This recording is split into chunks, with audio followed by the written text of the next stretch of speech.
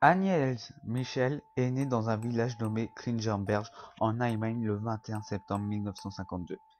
Elle a un père, une mère et trois sœurs du nom de Gertrude, Roswitha, Barbara. Et donc la fille que nous allons parler aujourd'hui, Agnès, la plus religieuse de la famille. Agnès a une vie paisible, mais un jour, en 1858, elle commença à avoir des tremblements violents et à ne plus contrôler son corps. Lors de ces crises, elle perdait sa voix et ne pouvait plus appeler ses parents pour leur demander de l'aide. Un neurologue affirma qu'elle souffrait d'épilepsie et elle fut admise à un hôpital pour un traitement durant un an. Après un an, elle rentra chez elle. Plus les jours passaient, plus elle devenait violente. Elle cassait tous les crucifix, toutes les peintures représentant Dieu. Elle insulta ses parents et les battait. Elle affirma qu'elle vit des visages démoniaques auxquels elle attribua le nom de Fratzen, en train de grimacer lors de sa prière quotidienne. Elle entendit aussi des voix. Annelies en parlait à un médecin qui ne savait plus comment l'aider. Elle commença à dormir par terre, décida de ne plus manger et criait toute la journée. Au début de l'année 1973, les parents d'Agnès demandèrent à plusieurs prêtres d'exorciser leur fille, mais ils pensaient qu'il lui suffisait de continuer à prendre ses médicaments. De plus, pour pratiquer un exorcisme, il fallait que la personne possédée répondît à des caractéristiques bien spécifiques, selon le rituel romain. Pour être procédé, un individu doit comprendre ou parler des langues inconnues souvent mortes. En deuxième lieu, un individu doit connaître des faits cachés. Enfin, un individu doit montrer un décuplement de ses forces. Mais un jour, les parents trouvaient un prêtre pour faire des exorcismes, un ou deux par semaine, mais à chaque fois qu'elle pratique un exorcisme, elle devint de plus en plus violente.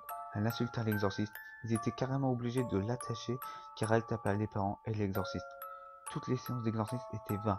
Par chance, ils ont enregistré le son durant l'exorcisme que vous pouvez trouver. Surtout, je vais vous mettre un extrait.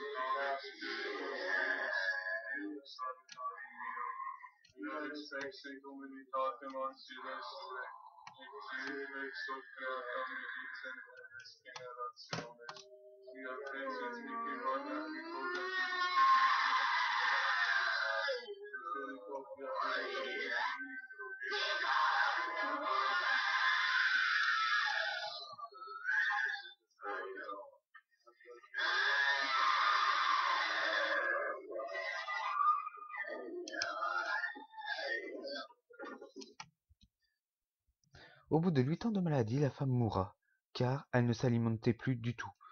Et les policiers pensaient que c'était à cause de cet exorcisme que les parents pratiquaient sur sa fille. Donc les parents furent condamnés à des années de prison. Cette histoire de possession a énormément inspiré le film L'exorcisme d'Emily Rose.